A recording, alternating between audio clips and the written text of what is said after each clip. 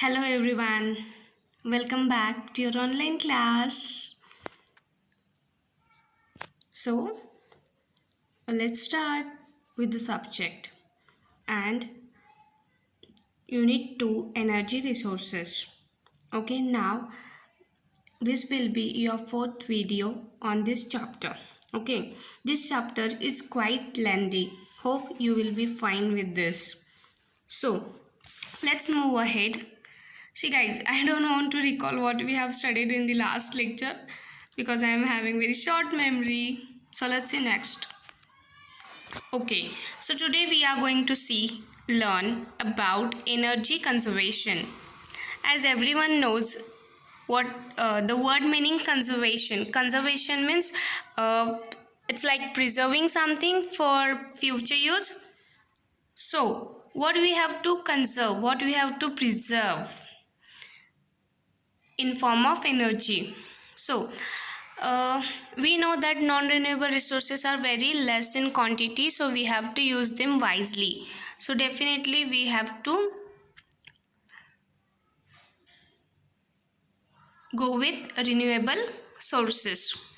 The renewable sources are available abundantly from nature. But for its recurrent use at any time, the energy needs to be conserved by means of technology. See, renewable energy sources are solar and wind.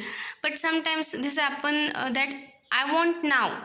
Solar energy is just now I want in winter. But what happens in winter? Sun sometimes available in the sky or sometimes he doesn't available. So that's why we have to preserve them. We have to conserve them to use at any time. Therefore, the renewable energy is converted in electricity or any power and it is stored for reuse. Example, solar energy principle and conservation of wind power. And one more new technology is conservation of hydropower or tidal energy, geothermal energy. So let's see one by one. Solar energy principle. What is this? The electromagnetic radiations from the sun are known by common term solar energy. See, whatever we get it from sun, we call it as solar energy. These radiations are resulted from the thermonuclear fusion reactions which takes place in the sun. And everyone knows this, sun rays fall on the surface of earth. All the radiations from sun are not in the same wavelength range. The surface of earth absorbs almost 45% of these which lie in the wavelength range, that is 400 nano nm, it is something like this, I don't know the long form, nm to 700 nm, whereas radiation in infrared region get emitted back to space. See, some energy from sun is absorbed by the atmosphere, some is absorbed by the earth, and some of the rays get reflected back to the space. So the ecosystem on the surface of earth utilizes about 0.2 to 0.5% of the total amount of solar energy received. See how much less we are using. So large amount of solar energy gets wasted, which otherwise can be immense use for satisfying energy needs of human. See, we are getting in a huge amount, but we are using in a less amount. Now, in solar energy, next point is solar energy for production of electricity. How we get electricity from solar energy? There are two techniques are commonly used to generate electricity using solar energy. The first one is solar thermal collector and the second one is photovoltaic cells. So let's say first one, solar thermal collector. What it is? It is a device designed to absorb heat from sunlight, hence the term thermal collector is used. Collector means which is used for collection, but what collection? Heat from sun. Now there are different types of thermal collector. First one, solar power tower. Second, flat plate collector for water heating. This one we know, solar heater. In simple words, we call it as solar heater. Now, what are the advantages of solar thermal collectors? First one, very high temperature can be reached if sunlight is sufficient. Oh yeah, we know this. In summer, it's too hot when we go outside. Oh my god, we know the temperature. So like this, in every day, if we get a sufficient sunlight, we can reach to the high temperature. So electricity can be generated even by conventional methods like steam turbine, etc. Large structures like building can be provided with electricity by redirecting the concentrated light via optical fiber cable. So like this, we can get electricity from thermal collector. Now, what are these advantages of this? More open area or land is required to have perfect concentrating systems because the focus of sunlight at collector can be maintained by dual axis sun tracking. Yes, we need a large area. Then diffuse sunlight doesn't give power, where in solar cells prove to be better. Now, the next point is flat plate solar collector, which is commonly known as solar heater. Now, what is the principle of flat plate solar collector? The basic principle for this device is perfect black body, in which heat absorbing capacity and tendency of a black surface is exploited to achieve benefits for humans. Okay, we know about the color. Means I am talking about when we were in school, in science subject, children's, we are having topic. Okay, during winter we have to use dark colors and in summer we have to use light colors. Why in winter we have to use dark colors? Because everyone knows dark color absorbs more sunlight. So like this, which is the perfect dark color? Of course, it's a black color. So they have said, they have used this technology, perfect black body, so definitely it will absorb more and more heat. Perfect black body can be defined as the surface which can absorb all the radiations incident on it without reflecting or transmitting a portion of it. Yes, black colors absorbs all heat. If we wear black color dressed in summer, we feel whoosh, oh my god, it's too hot, right?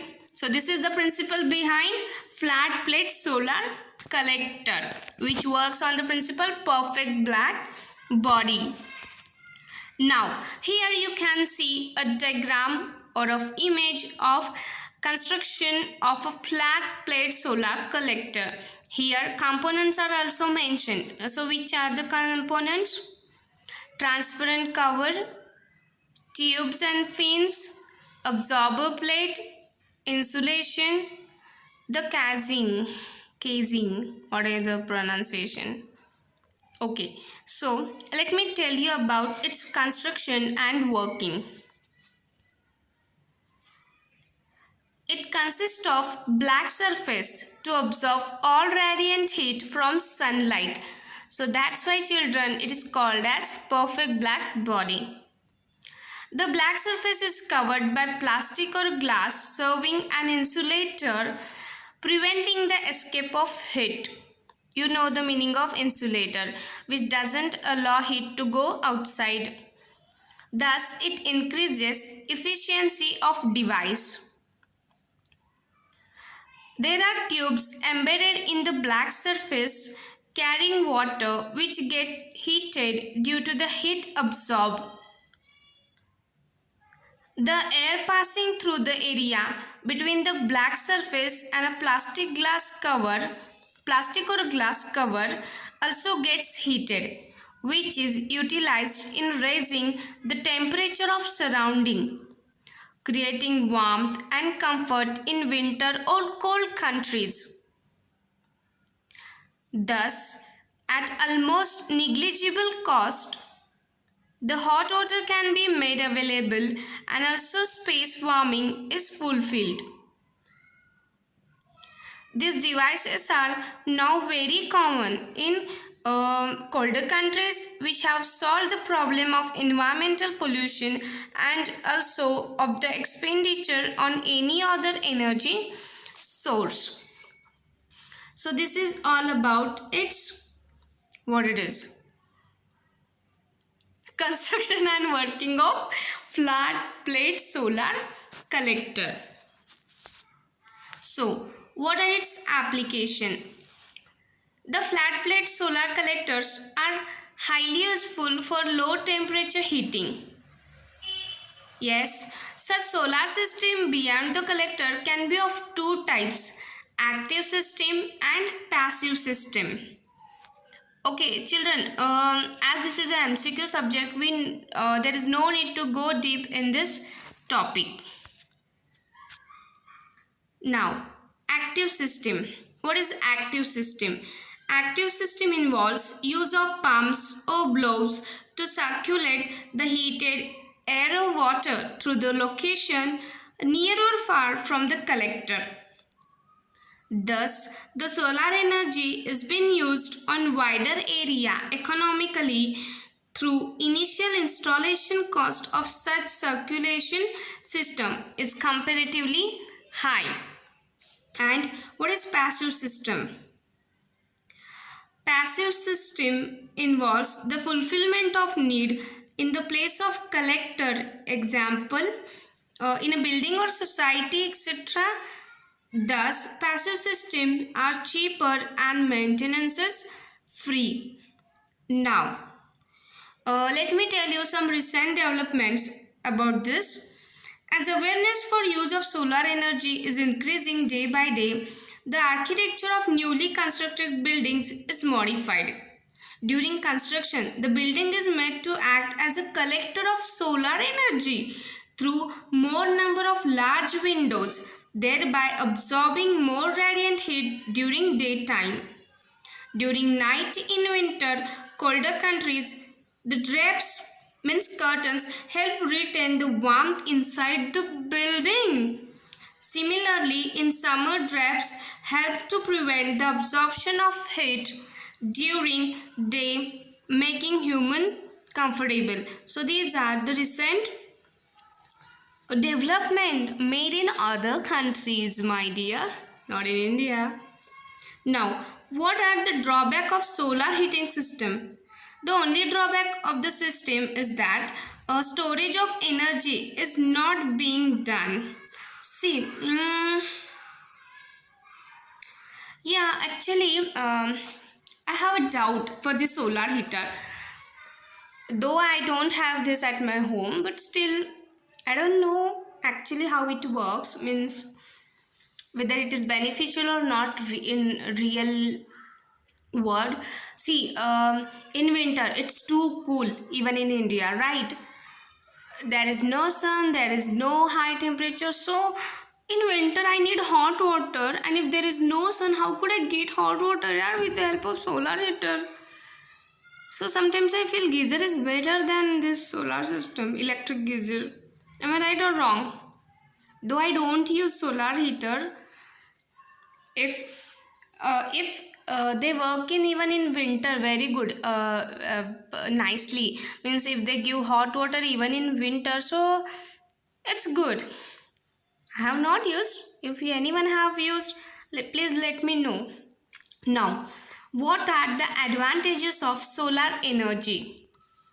The solar energy proves to be a reliable source for clean energy, which is non-polluting, no hazardous waste generation, so they don't pollute. This is the best benefit of this solar heater.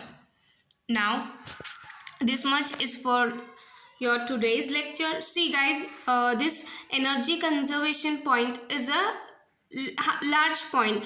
It is having sub points like solar energy principle, wind power conservation, hydropower conservation. Okay, we have to see the conservation of different types of energy. So I am going to teach you one point at a time, so there is no need to hurry. Okay, I hope you have understand about solar heater. There is no need to go deeply for this, as you are having only MCQs. So guys, tata, bye bye, have a nice day.